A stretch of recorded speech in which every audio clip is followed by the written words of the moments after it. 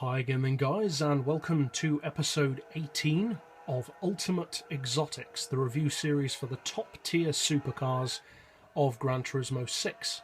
And in this episode we're featuring quite an interesting vehicle. From what I've seen, pretty underappreciated as a supercar. It's the 2003 Callaway C12. It's mechanically based on the C5 Corvette, and it comes from, obviously, Callaway, which is an interesting little company.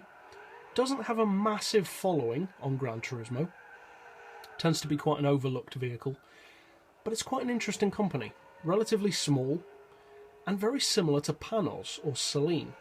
They have a small but strong selection of vehicles. They also tune vehicles, generally Chevrolets, and they have a small but interesting showing in motorsport. There is in fact a racing version of this particular car. So why is it that people don't use it more? And also on a side note, surely this would be a super sports car rather than a true supercar, being as it is mechanically based and very similar in spec to a Corvette. The Corvette is not a supercar, so surely this wouldn't be either.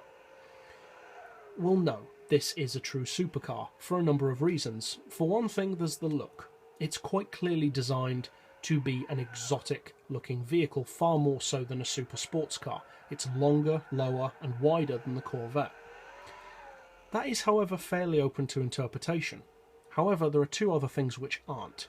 One is its marketing, and two is its performance. This car is considerably more exclusive and more expensive than the Corvette, both traits of a supercar, and it's also a lot faster than the C5 Corvette, being in real life a 200 mph machine. And back in 2003, that was much more the benchmark of a supercar, whereas these days, even super sports cars can do those kind of speeds. So it's fairly obviously a supercar.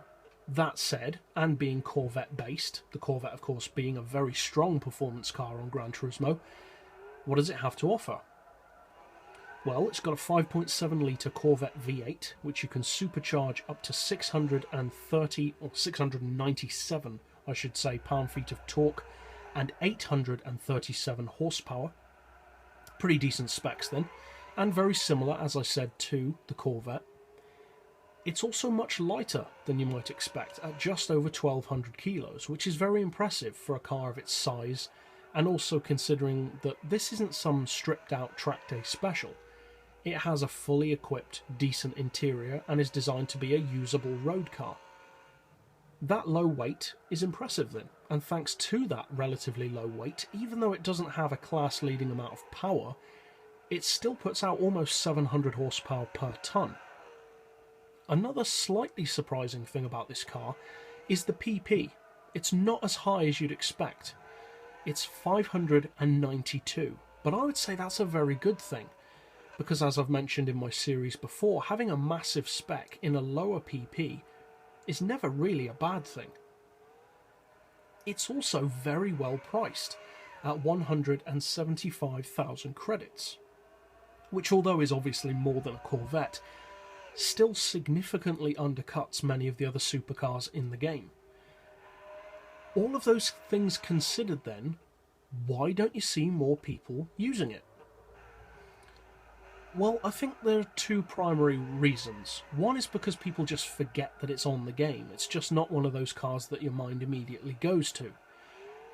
But another reason is its performance. Now, it's certainly not bad. It's just not as much as it deserves. The handling, in fact, is very good. It makes an excellent circuit racing supercar. The acceleration is also very strong, especially for its power. The thing that lets it down, though, is its top speed. It's not slow, but it is a lot slower for some reason than the C5 Corvette, despite having very similar specs. The C5 Corvette, in both its premium and non-premium forms, does around 280.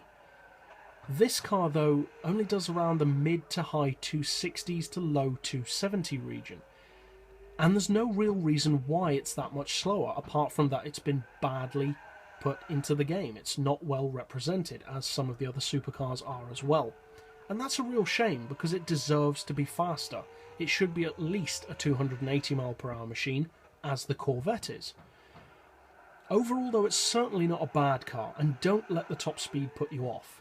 This car has a lot to offer, and it's a car which is severely underappreciated by most players, often forgotten, but is a very, very good supercar. It can give almost any other supercar a great run for their money around a surprising variety of racetracks, and it undercuts them on price.